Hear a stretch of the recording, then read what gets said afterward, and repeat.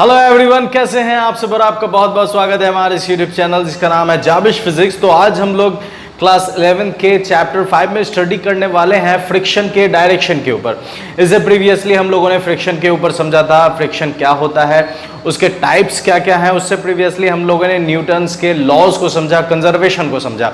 इन सारे लेक्चर्स का एक कंप्लीट प्लेलिस्ट बना है जिसका लिंक आपको डिस्क्रिप्शन बॉक्स में मिल जाएगा या फिर यहाँ आई बटन पर मिल जाएगा, तो आप जाकर देख सकते हैं और अपने नॉलेज को बढ़ा सकते हैं। चलिए शुरू करते हैं आज का लेक्चर, जिसमें हम लोग समझेंगे फ्रिक्शन के डायरेक्शन के ऊपर कि फ्रिक्शन का एक्चुअल डायरेक्शन क्या होता है। Direction of friction. Direction of friction समझने के लिए देखिए, सबसे पहले हम क्या करते हैं कि जैसे मेरे पास ये ग्राउंड है, ठीक है, ये ग्राउंड है और इसके ऊपर, ठीक है, इसके ऊपर ये एक सरफेस है, ये एक सरफेस है, ये मूविंग सरफेस, मूविंग सरफेस, ठीक है। तो फोर्स ऑफ फ्रिक्शन का जो डायरेक्शन का जो पोजीशन होगा, वो पोजीशन एक्चुअली में होगा ये वाला, और इसे हम लोग क्या कहते हैं, कॉमन टेंजेंट। क्या कहते हैं, कॉमन टेंजेंट।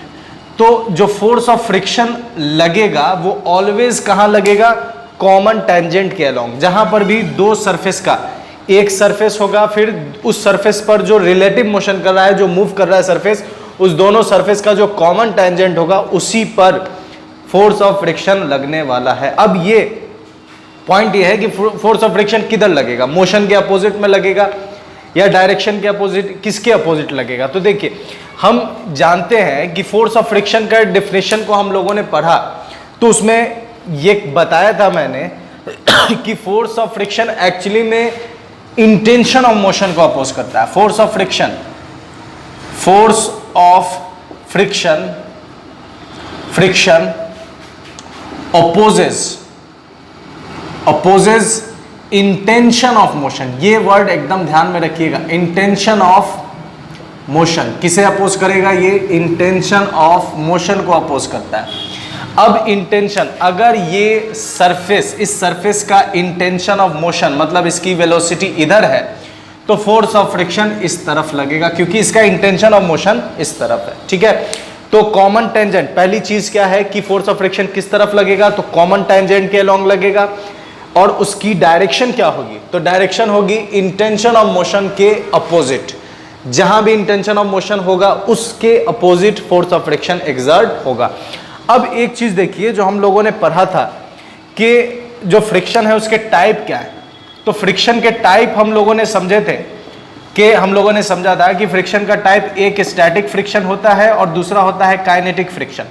फिर इसमें भी दो था, एक था सेल्फ एडजस्टिंग फ्रिक्शन, उसके बाद लिमिटिंग फ्रिक्शन, और काइनेटिक फ्रिक्शन में भी दो था, रोलिंग फ्रिक्शन और स्लाइडिंग फ्रिक्शन, ठीक है। अब यहां पर देखिए, ये स्टैटिक फ्रिक्शन है और ये काइनेटिक फ्रिक्शन है, ठीक है। दो टाइप के फ्रिक्शन को हम लोगों ने समझा था, स्टैटिक फ्रिक्शन और काइनेटिक फ्रिक्शन। तो स्टैटिक फ्रिक्शन एक्चुअली में काम क्या करता है और काइनेटिक फ्रिक्शन क्या काम करता है। तो देखिए, जहां पर भी मोशन को अगर स्टार्ट करना है तो उस स्टार्टअप के लिए जो फ्रिक्शन रिक्वायरमेंट है वो है स्टैटिक फ्रिक्शन। बात समझ में आ रही है। स्टैटिक फ्रिक्शन क्या काम करेगा, तो स्टैटिक फ्रिक्शन मोशन को स्टार्ट करने का काम करता है। काइनेटिक फ्रिक्शन क्या काम करता है, तो काइनेटिक फ्रिक्शन मोशन को रोकने का काम करता है। बात समझ में आ रही है। स्टैटिक फ्रिक्शन हम यहां लिख सकते हैं कि static friction starts the motion, starts the motion, motion को स्टार्ट करेगा। काइनेटिक फ्रिक्शन क्या करेगा, स्टॉप्स द मोशन, मोशन को रोकेगा। अभी इसका एग्जांपल क्या है, और दोनों एक साथ ही लगता है। जैसे हम लोग चलते हैं तो आप ध्यान देंगे कि जब हम वॉक करते हैं तो वॉक करने में क्या होता है कि एक पैर हमारा रुका हुआ रहता है, दूसरा पैर पीछे से उठता है, जैसे ये पैर रुका हुआ है, ठीक है, तो दूसरा पैर ऐसे पीछे से उठकर आगे आ रहा है। तो चूंकि एक पैर आपका भी जब तक ये जो पैर है ये पैर पीछे से आगे नहीं पहुंचेगा तब तक तो ये पैर रुका हुआ है, और जब ये पैर रुका हुआ है तो इस पैर पर, ये पैर रुका हुआ है और ये चाहता है कि हम मूव करें, कब? जब ये लैंड करेगा तब। तो इस पर कौन सा फ्रिक्शन लग रहा है? Static friction. ठीक है, जैसे ही ये वाला जो कि जो पैर आपका मोशन में, वो मोशन में है, जैसे ही यहां पड़ता है, जैसे ही यहां पड़ेगा तो ये चूंकि मोशन में है तो इस मोशन को रोकना है, तो यहां पर कौन सा फ्रिक्शन काम करेगा? Kinetic friction.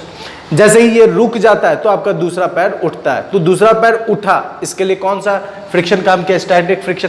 अगर यहां पर स्लिपरी है, जैसे बरसात का वक्त है और जमीन गीला है, ठीक है, जमीन गीली है, तो उसमें क्या होगा कि आप देखेंगे कि यहां से जैसे ही आप पैर ऐसे बढ़ाने का, पैर आगे करने का सोचते हैं, कोशिश करते हैं, पैर आपका स्लिप हो जाता है।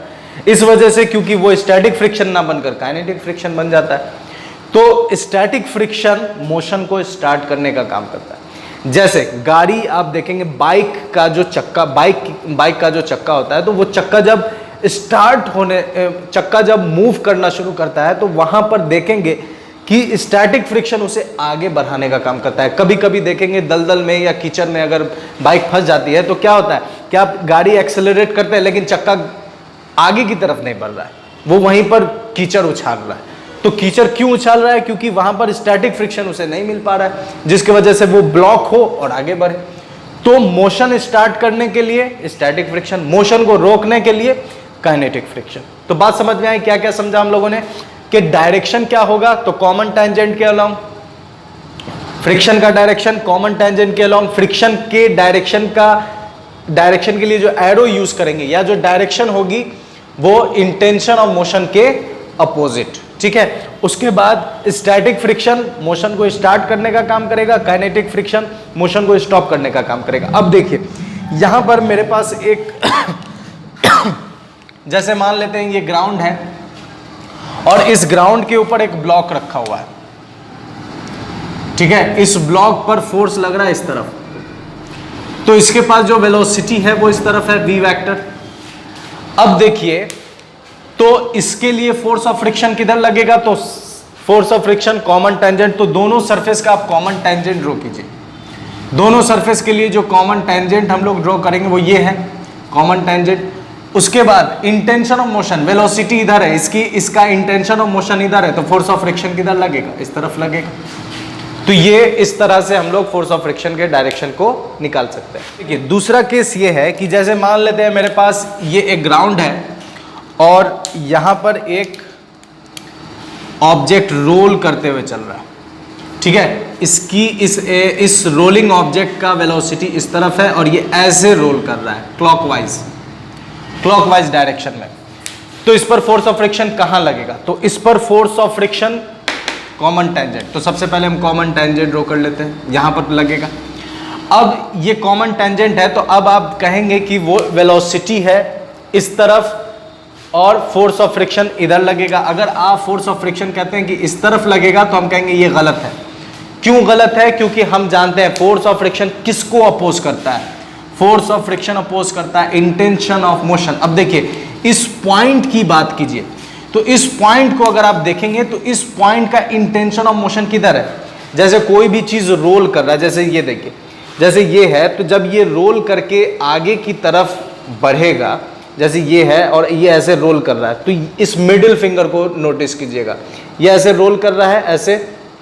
ठीक है, ऐसे रोल करके ये मिडिल फिंगर यहां पहुंचा। अब ये देखिए इसका इंटेंशन किधर है? मेरी इस तरफ। ठीक है, जैसे ये ऐसे आया और ये इस तरह। अब इसका इंटेंशन किधर है? इस तरफ आने का इंटेंशन है, तो इसका इस पॉइंट का इंटेंशन किधर है? इस तरफ। तो फोर्स ऑफ फ्रिक्शन किधर लगेगा? आगे की तरफ। तो यहां पर फोर्स ऑफ फ्रिक्शन का डायरेक्शन जिधर वेलोसिटी है उधर ही हो जाएगा, इस वजह से क्योंकि इस पॉइंट पर इंटेंशन ऑफ मोशन का डायरेक्शन इस तरफ है। ठीक है, तभी ये आगे बढ़ता है। तो फोर्स ऑफ फ्रिक्शन के डायरेक्शन का पता कैसे करेंगे? ये चीज समझ में आ रही है आपको कि कॉमन टेंजेंट के अलोंग लगेगा और किसके अपोजिट? इंटेंशन ऑफ मोशन के अपोजिट लगेगा। ठीक है, तो एक केस ये देख लिया आपने, एक रोलिंग ऑब्जेक्ट के लिए भी देख लिया आपने। उसके बाद स्टैटिक फ्रिक्शन मोशन को स्टार्ट करने का काम करेगा, काइनेटिक फ्रिक्शन मोशन को स्टॉप करने का काम करेगा। अब एक चीज देखें कि जैसे मान लेते हैं कि एक वॉल है, ठीक है, ये वॉल है। अब इस वॉल के लिए देखें तो यहां पर एक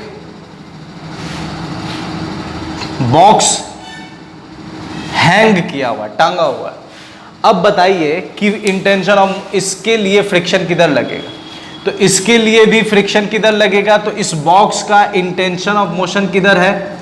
इस बॉक्स का इंटेंशन ऑफ मोशन नीचे की तरफ, इंटेंशन ऑफ मोशन नीचे की तरफ है। तो force of friction common tangent ये और फोर्स ऑफ फ्रिक्शन इधर लगेगा। ठीक है, तो बात समझ में आ रही है आपको कि डायरेक्शन किस तरह देखेंगे हम फोर्स ऑफ फ्रिक्शन के लिए। ठीक है, तो मेरे साथ बने रहने के लिए बहुत बहुत शुक्रिया। अपना ख्याल रखें। गुड बाय एंड खुदा हाफिज।